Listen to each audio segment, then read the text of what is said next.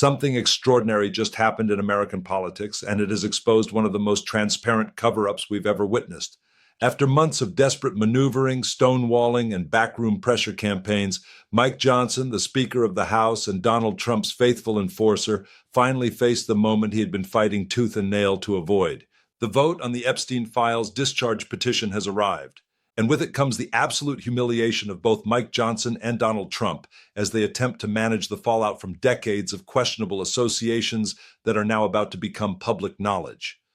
Before we go any further, please subscribe to this channel and hit the notification bell because this is about to get much worse for Maga Mike and the Trump administration. For months, literally months, Mike Johnson has been orchestrating what can only be described as a pedophile protection program. He wasn't subtle about it either. When Representative-elect Adelita Grijalva was set to be sworn in and complete the discharge petition that would force a vote on releasing the Epstein files, what did Mike Johnson do? He shut down the government. He kept the House out of session for 6 consecutive weeks.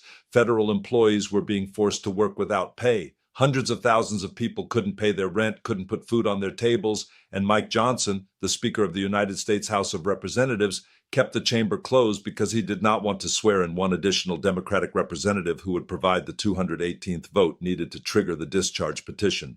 This is not a conspiracy theory. This is documented political reality. The only logical explanation for why a speaker would essentially castrate his own majority and keep the government shut down for 6 weeks is that he was desperately trying to prevent the release of files that contain information about Donald Trump and potentially about himself.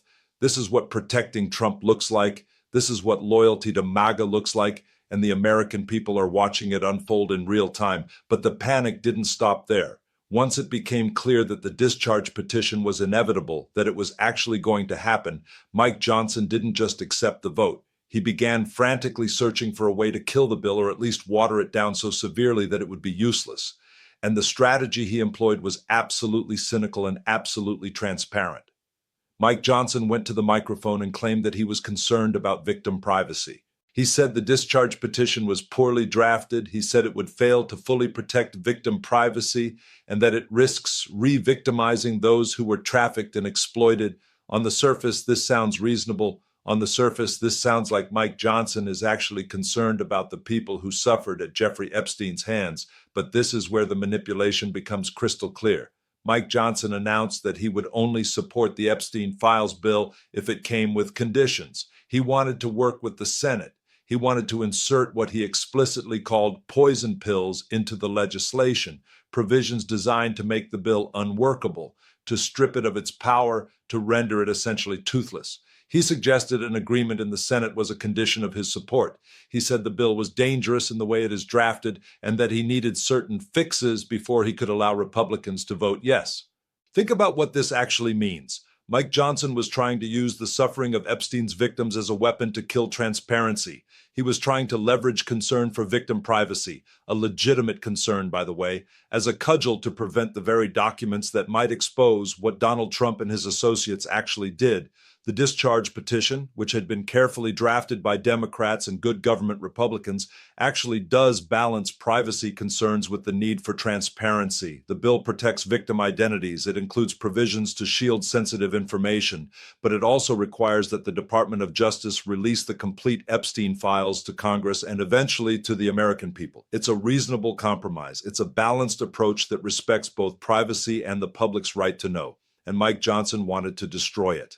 Here's what really infuriated Maga Mike and the Trump administration. The vote was going to happen. It was unstoppable. The pressure had become too intense. Victims of Epstein's crimes had released a powerful video message begging Congress to release the files. They went public. They put a human face on why this matters. And suddenly something shifted. The dam began to crack. Trump himself, facing unprecedented pressure from his own supporters, from victims, from the media, suddenly reversed course. In a stunning about-face, Trump told House Republicans to vote yes. He said he was all for it. He said he would sign it if it reached his desk. After months of calling the whole thing a Democratic hoax, Trump suddenly pivoted and tried to claim he'd been supporting transparency all along. But here's what really matters. Trump only did this because the vote had become inevitable. He only shifted position when it became clear that Republicans voting against the Epstein files would become the story. He only reversed when the political cost of blocking it exceeded the political cost of allowing it, and Mike Johnson had to go along with it. So on November 18th, 2025, the House voted. The result was absolutely devastating to Mike Johnson's position. The vote was 427 to 1. 427 representatives voted to release the Epstein files. Only one Republican, Clay Higgins of Louisiana, voted against it. Even the vast majority of Trump's own Republicans, once they got the signal from Trump that he was reversing, felt safe enough to vote yes. The political cover had been removed, the protection had evaporated, and suddenly, voting to release Epstein files became bipartisan consensus. But the real humiliation was watching Mike Johnson's position collapse in real time after months of claiming the bill was poorly drafted, after months of demanding conditions and agreements and poison pills, after months of trying to slow walk the process and introduce delays and complications. The bill passed with overwhelming bipartisan support. The very objections that Mike Johnson had raised about victim privacy, about the dangers in the bill's drafting, suddenly didn't matter enough to be included in the final amendment process. Senate Majority Leader John Thune looked at the 427 to 1 vote and essentially said, "I'm not amending this." When a bill comes out with that kind of overwhelming support and when the president has said he'll sign it, you don't try to fix what isn't broken. You don't insert poison pills. You don't demand conditions. You pass it. The Senate moved quickly. By unanimous consent, the Senate passed the same bill with no amendments, no poison pills, no conditions of support.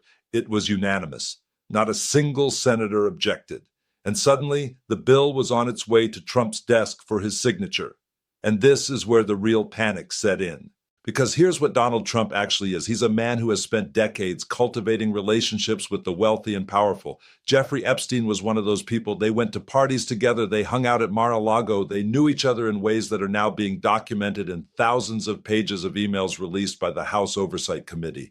And while there is no evidence that Trump was involved in Epstein's crimes, the documents that are about to be released are going to contain information that Trump desperately does not want the American people to see. One released email references Trump as the dog that didn't bark.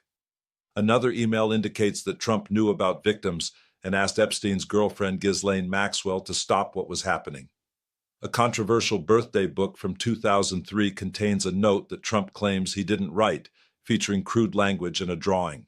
In other communications, Epstein described Trump as dangerous and the worst person I've ever known. Now, none of this proves wrongdoing by Trump, but it proves involvement.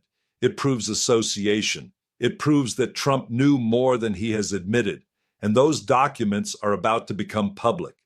This is why Mike Johnson was fighting so desperately. This is why the administration was trying every angle to prevent or delay the release.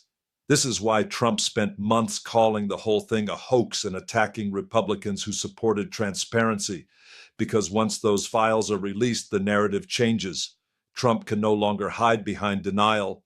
The public will have access to documents that directly reference him, that mention him by name over 1,000 times, that contradict his public statements about when he knew Epstein, how well he knew him, and what he knew about Epstein's crimes. The discharge petition itself is an incredible document because it forces exactly this kind of reckoning. Under normal circumstances, it takes incredible political will to force a vote on something that the Speaker opposes. You need 218 representatives to sign the discharge petition. You need them to hold firm despite pressure from leadership. And most importantly, you need them to sign knowing that the party in power is going to punish them for it, or at least try to. But the victims made this impossible to stop. The victims went public. The victims demanded justice. And when you have crime victims standing up and saying, "We need this," it becomes almost politically impossible to block them. Even Trump understood that eventually. Even Trump recognized that attacking victims to protect his own association with Epstein was a losing political proposition. So Mike Johnson went from desperately trying to kill the bill, to demanding conditions, to trying to insert poison pills, to suddenly being forced to accept that the vote was happening. And when he finally had to vote himself, he voted yes.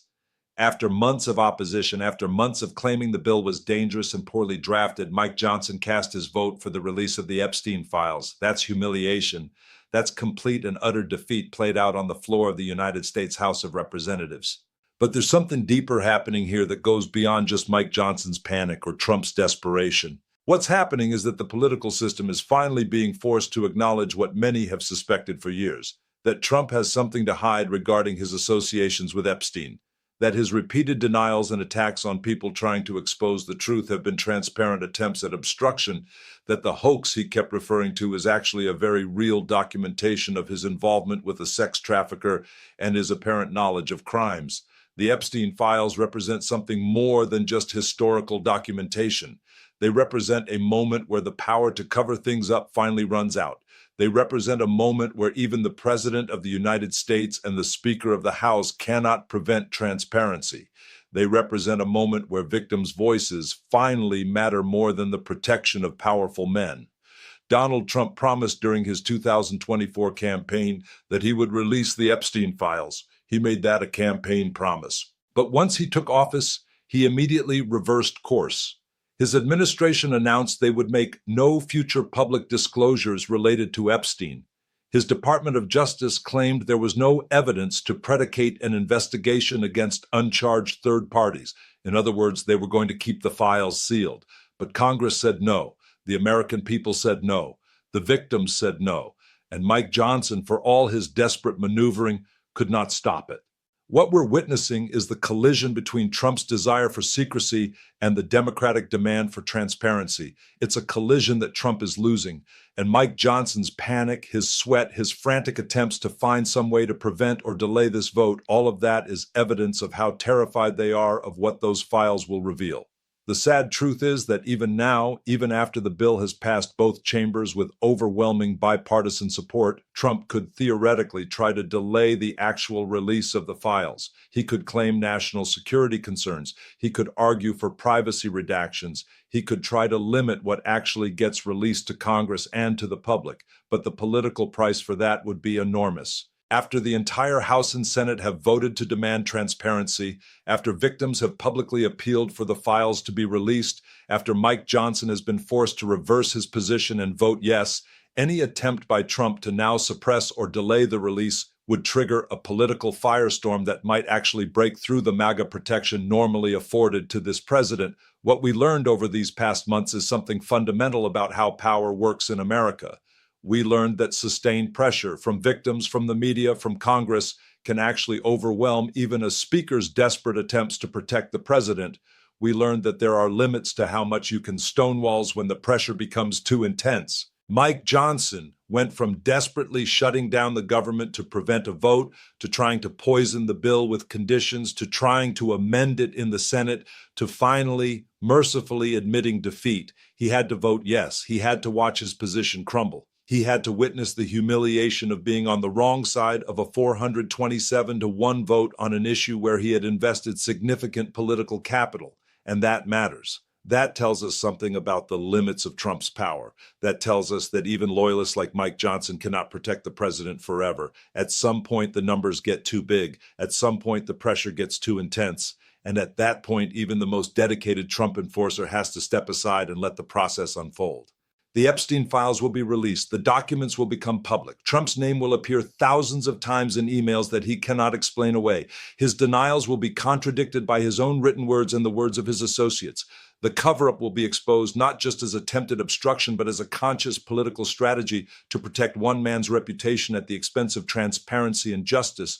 And Mike Johnson will have to live with the fact that he fought desperately to prevent it, that he tried everything, that he failed, and that he ultimately had to cast a vote that directly repudiated the position he had been defending for months.